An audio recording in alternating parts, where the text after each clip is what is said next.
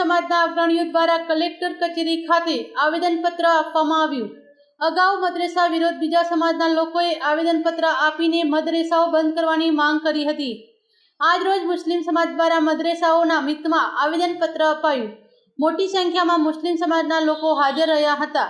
મદરેસામાં ચાલતી ગતિવિધિઓનો મીડિયા સમક્ષ ખુલાસો આપ્યો। કેટલી કુરબાની જોઈએ, જેટલી કુરબાની દેશને જોઈએ તેટલી કુરબાની મુસલમાન આપવા માટે તૈયાર છે અને કુરબાનીઓ આપી આપીને આ દેશને આઝાદ કરાવ્યો છે। હજારો લાખો મુસલમાનોએ પોતાની જિંદગી પોતાની દાવ પર લગાવી દીધી અને આ દેશને આઝાદ કરાવ્યો છે। And we are today fighting for our country. We are going to sacrifice our life. અમે અમારી લાઈફની કુરબાની દેવા માટે તૈયાર છે હજુ પણ। ધર્મ વિરુદ્ધ મદરસાઓમાં શીખવાડવામાં આવે છે, શું કહેશો આ બાબતે? You are most welcome to my madrasa. Any madrasa you name it, it's your time, તમારો ટાઈમ। તમે મારા મિત્ર છો, તમે મારા ભાઈ છો, કોઈ પણ તંઝીમ દેશની અમારા મદરસામાં આવવા માંગે છે। અમારા ઇમામ સાહેબ, અમારા મોહતમીમ સાહેબ અહીંયા આવવા છે। જે મદરસામાં તમે જ્યારે ઈચ્છો છો આવવા માટે, યુ આર મોસ્ટ વેલકમ।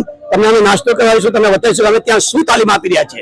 અત્યારે શું રજૂઆત કરવા માટે શા માટે આવું? આ જ બતાવવું છે અમારે કે અમે લોકો જે દેશ માટે કુરબાની આપી છે, અમારા ઉલમાએ, અમારા બુઝુર્ગોએ, અમારા વડીલોએ, અમારા જવાનોએ, અમારી મા બહેનોએ ગાંધીજી સાથે અને સરદાર વલ્લભભાઈ પટેલ નેહરુજી સાથે મળીને ખભાથી ખભા। મૌલાના અબુલ કલામ આઝાદ કોણ હતા? ભારતના પ્રથમ શિક્ષા મંત્રી કોણ હતા? He was a alumni of madrasa. એ મદરસાથી બનેલા હતા, પ્રથમ શિક્ષા મંત્રી હતા। અને પછી આજે આપણે કહીએ છીએ કે બોલે મદરસાઓ બંધ કરો, તો કેમ બંધ કરીએ? આ અમારો અધિકાર છે આર્ટિકલ 25, 26 અને 29 ની અંદર, અને we are using our fundamental rights only.